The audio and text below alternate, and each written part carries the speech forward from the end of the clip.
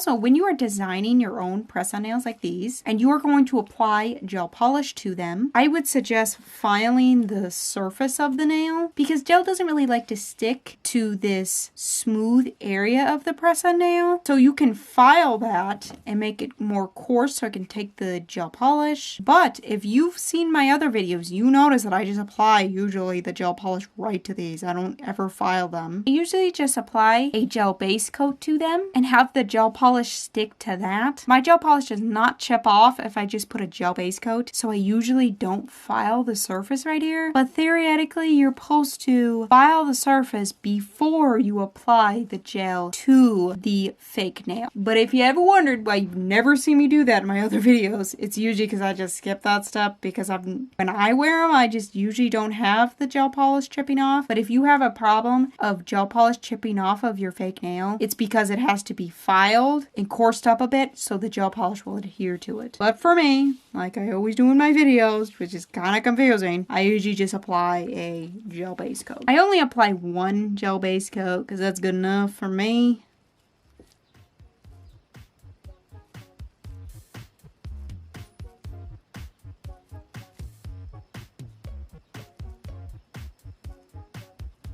To go ahead and add to the thumb.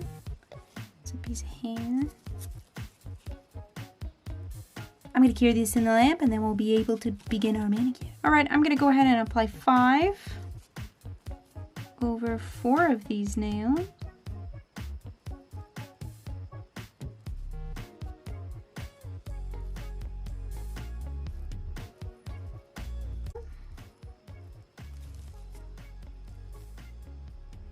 Those magnetic flakes should be all at the top.